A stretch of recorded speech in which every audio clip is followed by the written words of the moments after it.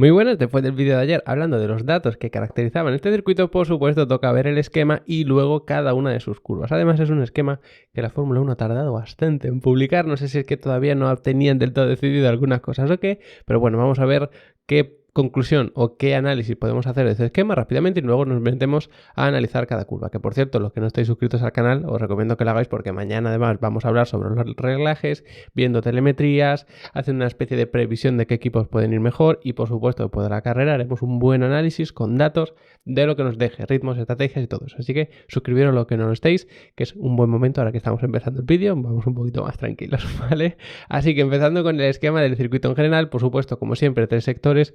No hay mucha diferencia entre ellos porque fijaos que en el primer sector se empieza con mucha velocidad, luego frenada fortísima, por supuesto, recta enorme, frenada fortísima. Segundo sector, este sí un poquito diferente porque tenemos una curva bastante larga, complica una frenada, ahora la veremos, una zona de curvas bastante lenta y luego una serie de curvas de velocidad rápida y media. Por lo tanto, no tenemos un sector de muchísima velocidad. O sea, la 10 se hace a fondo, sí que tener drag te va a penalizar, pero no tanto como en el sector 1 y por supuestísimo no tanto como en el sector 2. Fijaos que tenemos todo este tramo ya a fondo. A partir de aquí se puede abrir el DRS y todo esto por supuesto sigue siendo a fondo. Frenada fortísima, serie enlazadas de velocidad media y luego otra recta muy larga. Pensaría, ostras, pues frenada para la 17. Pues no, se hace a fondo porque aquí el circuito es bastante ancho además y se puede hacer a fondo sin ningún problema. Y luego ya se frena en el siguiente. Por lo tanto, el circuito en el que tener un poquito más de carga aerodinámica, mejor paso por curva, te va a dar un poco más de rendimiento, pues ese es el 2, sin duda. En el que vas a penalizar muchísimo si tienes drag y por supuesto vas a ir mejor si tienes más velocidad de punta, el 3. Y el 1, bueno, una especie de mezcla entre ambos, ¿vale? Además es el más cortito. Bueno, el 1 no se utilizará probablemente tanto como referencia o quizás sí para tomar ciertas decisiones o sacar ciertas conclusiones. Si vas muy bien en el segundo y en el primero vas fatal, pues hombre, algo raro está pasando, ¿vale? Entonces para ese tipo de cosas, ese tipo de comparaciones sí. Y luego, detalle muy importante, que lo suele ser y en este circuito quizá todavía más, tema de DRS. Porque aquí hay una cuestión que es interesante que conozcáis para entender al final un poquito más la Fórmula 1, el DRS, todo eso. Fijaos que tenemos 2 zonas de detección de DRS, 2 zonas de DRS. Primera zona aquí de detección para abrir el DRS aquí.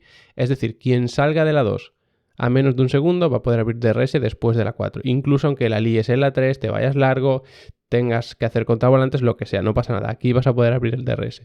Y luego, para la segunda zona de DRS, tienes que ir ya, después de un buen rato en recta, a menos de un segundo. Es decir, si tú estás más o menos a 1.1, 1.2, probablemente simplemente teniendo el rebufo aquí, ya te vas a poder meter en un segundo y aquí se detecte eso y de esa manera vas a poder abrir el DRS en toda esta zona. Y podéis pensar, bueno, con la cantidad de rectas que tenemos, con lo largas que son, ¿cómo es que solo abrimos el DRS aquí y aquí? Porque podéis pensar, bueno, en todo esto que se hace a fondo también lo podíamos abrir, en todo esto también lo podíamos abrir que es bastante larga. Problema que tenemos igual en las dos, curva 17 y curva 13 son a fondo, pero hay que girar bastante el volante. Entonces, cuando se abre el DRS, lo que pasa es que se pierde drag, por supuesto, pues se llama DRS, Drag Reduction System. Entonces, lo que pasa es que ya no genera drag el alerón trasero, pero tampoco genera agarre aerodinámico, no genera downforce. Entonces, si tú con un coche que solo tiene carga aerodinámica, entendiendo solo como una exageración, en el tren delantero, giras, el coche se pierde por completo, porque el tren delantero te va a hacer caso, tú giras y el tren delantero va a girar, pero el tren trasero no, se va a ir largo. ¿Qué pasa? Que el coche da la vuelta, puedes tener un accidente bastante grave, entonces eso se evita. ¿Por qué no podríamos decir, bueno, pues vale, pues por ejemplo la 17, vale, pues hacemos la zona de DRS simplemente hasta aquí y luego la 17, como es peligroso, pues bueno, que se cierre el DRS. No se puede hacer. El DRS se puede cerrar manualmente, pero todas las zonas de DRS tienen que estar diseñadas por temas de seguridad para que se cierren con una frenada o un levantamiento del acelerador, pero suele ser frenada, ¿vale? De hecho, tiene que ser frenada, sí. Si se suele levantar un poquito, no se suele poner zona de DRS tampoco por tema de seguridad. Entonces, tú no puedes hacer que el piloto tenga que cerrar aquí el DRS manualmente, porque si no aquí se la va a pegar contra un muro encima y todo lleno de gente. Pues evidentemente eso no se puede hacer. Entonces, por eso no tenemos zona de DRS aquí y por eso tampoco empieza la zona de DRS por aquí. ¿vale? Porque sí, esta 13 incluso a lo mejor sí se podría hacer con el DRS abierto, eso es verdad, pero quizá por temas de seguridad prefieren no hacerlo así. ¿Por qué por tema de seguridad? Porque tenemos muros, tenemos mucho público, pensad que esto está al final en plena ciudad de Las Vegas, tenemos además un circuito muy bacheado, de bajo agarre, con baja carga aerodinámica, son muchos factores que pueden complicar meter un DRS o que los coches vayan abriendo DRS en esta curva, ¿vale? Incluso que tú quieras adelantar, ya estás girando un poquito para adelantar, metes otro pequeño giro de volante y el coche ya se pierde por completo, sería un poco arriesgado, así que por eso se limita las zonas de DRS aquí y aquí. ¿Significa eso que va a ser muy complicado adelantar? Hombre, pues no creo, la verdad, porque es que esta recta es tan larga que ya la veréis en la cámara onboard, los que no hayáis podido probarlo en simulador, que es una locura, ¿vale? Que por cierto, este vídeo también lo vamos a dedicar a los que le deis al simulador y demás para explicaros algunos truquillos de cada curva. De hecho, vamos con las primeras curvas del circuito.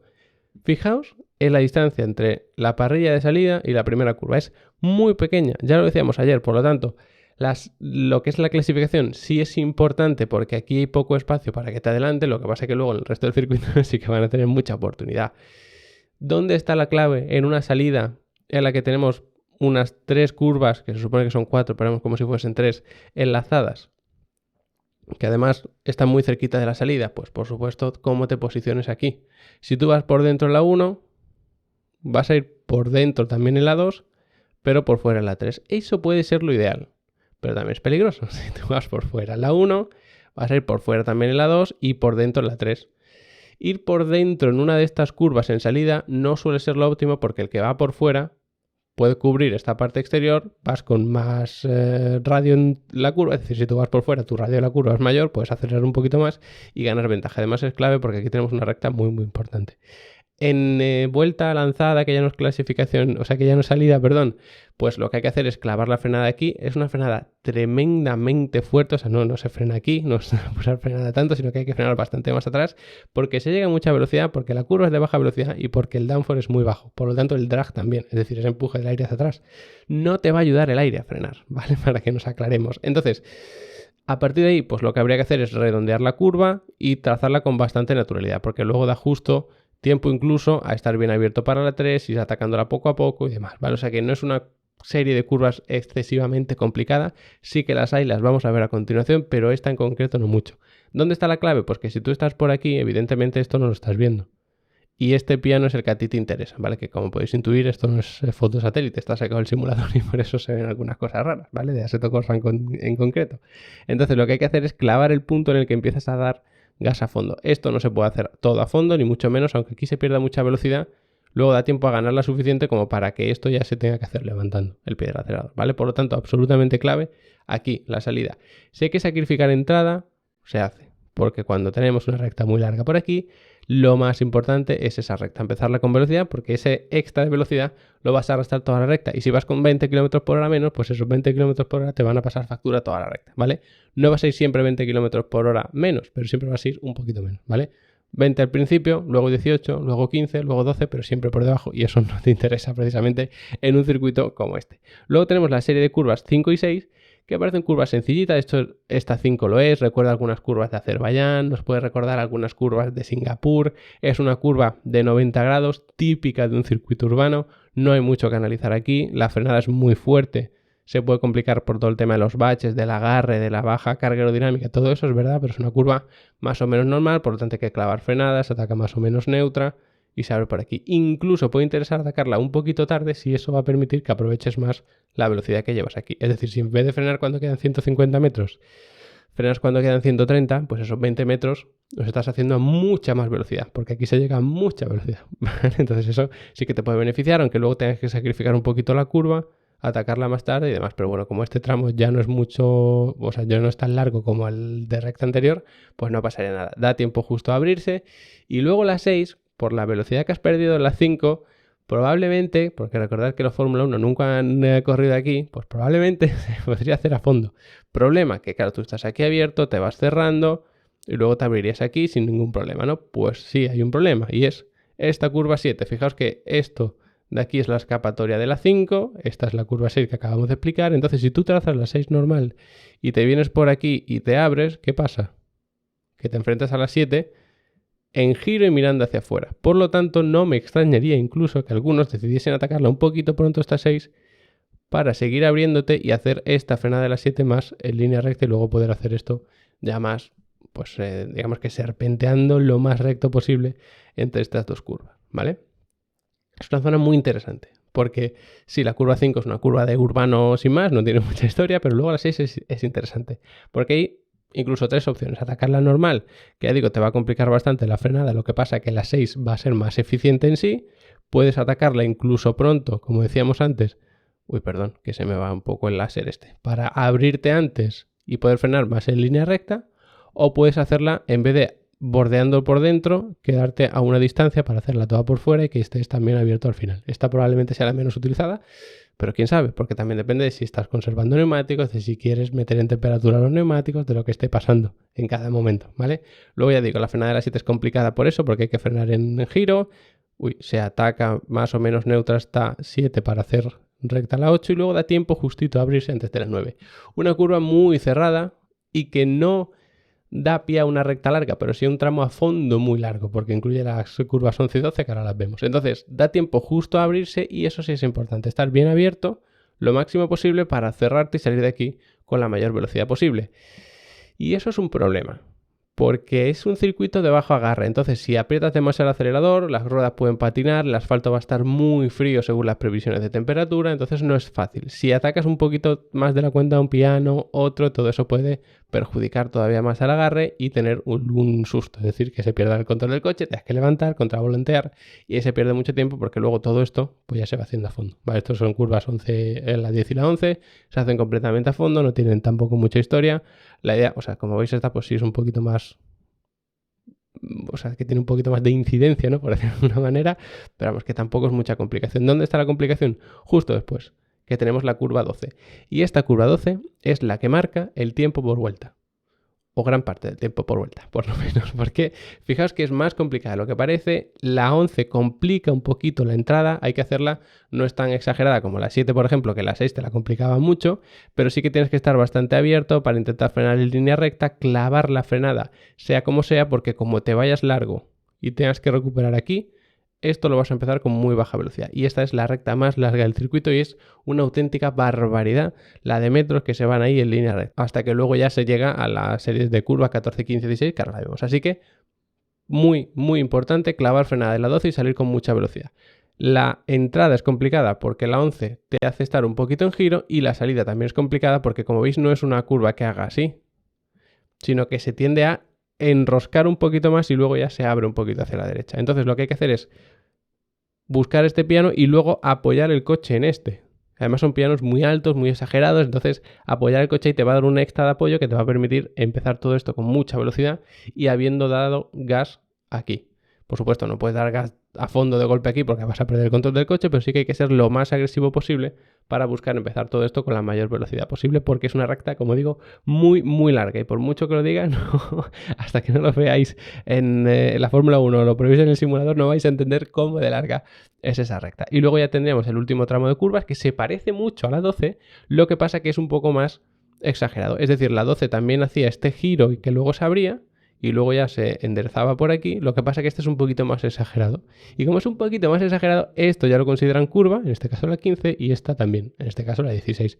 Pero más o menos la filosofía es la misma. Se frena tarde para aprovechar la velocidad, por supuesto, y luego hay que clavar la frenada para salir de aquí con mucha velocidad y lo más en línea recta posible, ¿vale? Aprovechando los pianos, que además te dan como un extra de apoyo.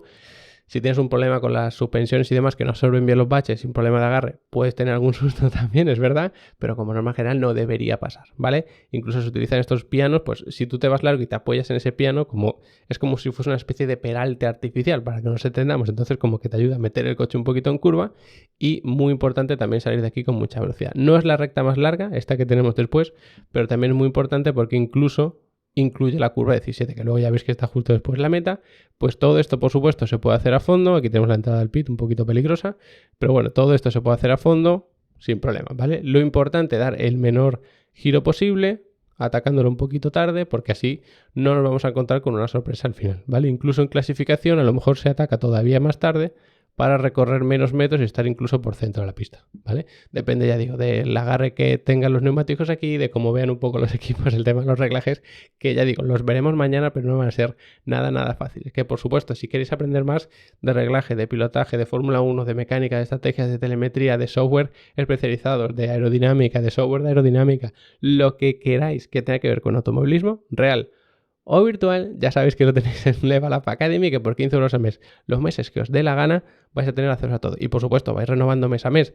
No hace falta que compréis un año entero, 3 meses, no, tú te das de alta. Cuando no quieras te das de baja, cuando quieras volver te vuelvas a dar de alta, que mientras la tengas activa un mes, tú has comprado la suscripción el día 27, pues de este 27 al 27 siguiente vas a tener acceso a todo, a los cursos, a las masterclasses, al soporte, a las descargas, a los certificados, a los setups para Sim Racing, absolutamente a todo. Así que echadle un buen vistazo, que además la primera clase de cada curso es gratis, la podéis ver sin ningún compromiso, no hace falta ni estar registrado, ni iniciar sesión, ni nada de eso. Y por cierto, tanto esta semana como la que viene vamos a estar con un curso de gestión estratégica en Assetto Corsa Competizione. Vamos a utilizar tanto técnica de pilotaje como reglajes para gestionar temperatura de neumáticos y su degradación y consumo de combustible. Así que es un curso para los que estáis en Assetto Corsa Competizione y os guste enredar un poquito más, ir un pasito más allá. De verdad, es un curso 100% recomendable. Así que échale un buen vistazo. Como siempre, gracias por haberos quedado hasta el final del vídeo y nos vemos mañana hablando de los reglajes en este circuito de Las Vegas.